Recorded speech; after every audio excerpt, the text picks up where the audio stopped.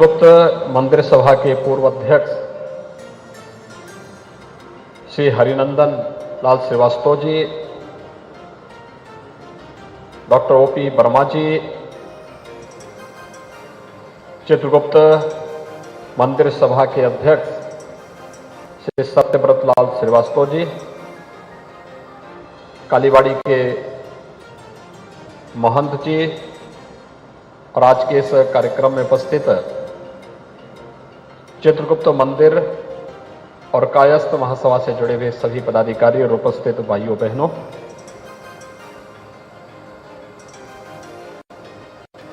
एक विरासत को व्यवस्थित तरीके से आगे बढ़ाने के लिए मैं चित्रगुप्त मंदिर सभा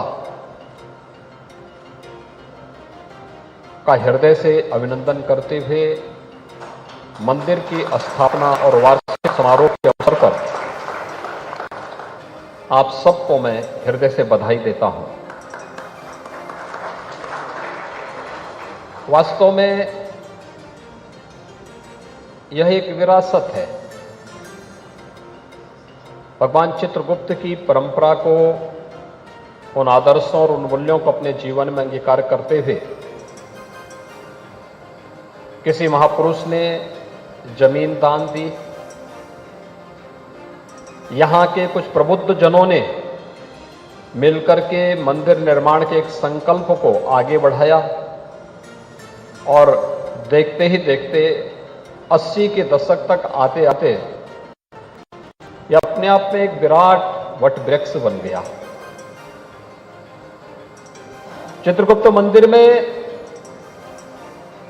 ऐसा नहीं कि मैं पहली बार आ रहा हूं, अनेक बार मुझे आने का अवसर प्राप्त हुआ है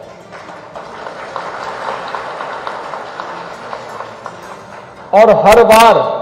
वही आत्मीयता, वही एक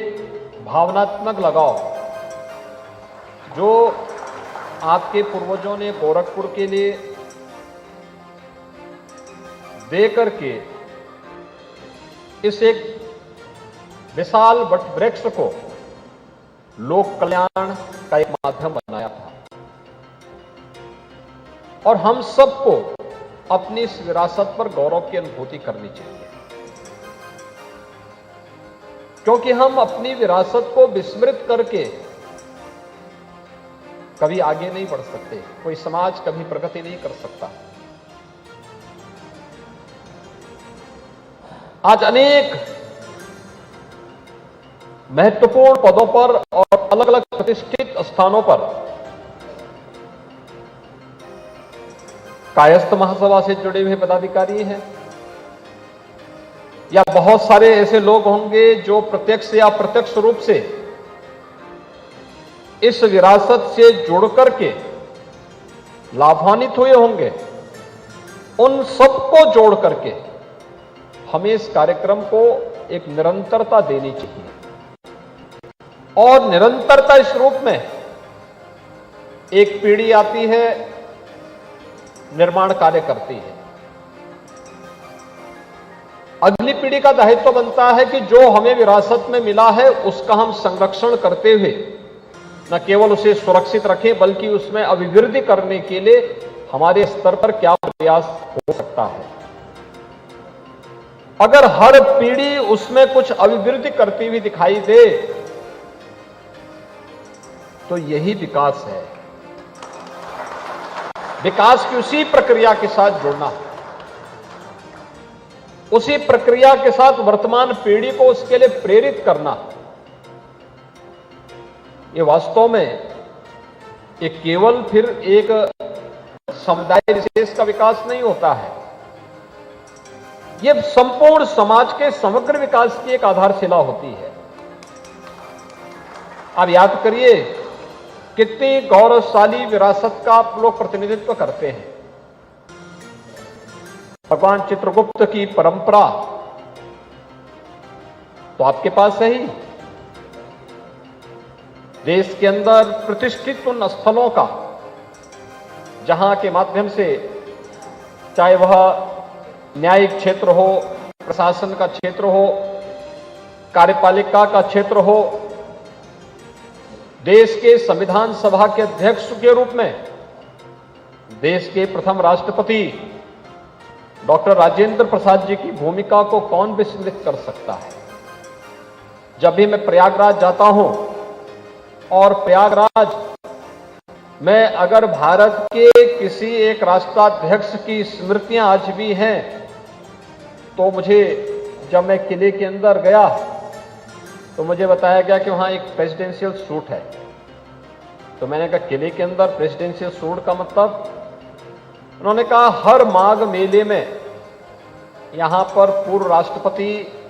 प्रथम राष्ट्रपति डॉक्टर राजेंद्र प्रसाद जी आया करते थे और यहां पर रह करके अपनी धार्मिक आस्था उनकी कितनी प्रबल थी कि भीषण शीतलहरी में आकर के माघ माह में 1 महीने तक वहां पर रह करके और नित्य प्रति संगम में जाके स्नान करते थे।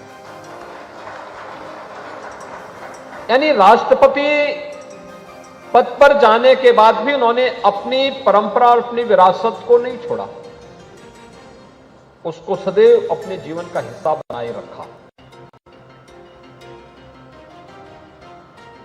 आज हम हिंदू कहने में गौरव की अनुभूति नहीं करते, लेकिन याद करिए स्वामी विवेकानंद ने इस बात को कहा था, गर्व से कहो हम हिंदू हैं। तो स्वामी विवेकानंद ने ये एहसास हम सबको करवाया था, हर भारतवासी को कराया था कि अगर हम अपनी परंपरा पर ही गौरव की अनुभूति नहीं करेंगे। यह देश जब पाकिस्तान के द्वारा थोपे गए युद्ध का मुकाबला कर रहा था, और वो अभी तब जब 1962 में चीन के साथ हुए युद्ध के 3 वर्ष के अंदर ही जब पाकिस्तान ने फिर से भारत पर युद्ध थोपा था, याद करिए उस समय लाल बहादुर शास्त्री जी के नेतृत्व में देश, बहादुर सेना जिस मजबूती के साथ लड़ी थी, पाकिस्तान के छक्के छुड़ा दिए थे। देश ने विजयश्री को वर्ण किया था। देश ने खाद्यान्न आत्मनिर्भरता के लक्ष्य को लेकर के उनके शब्द इस देश के लिए मंत्र बनकर के उभरे थे। देश की आजादी के लिए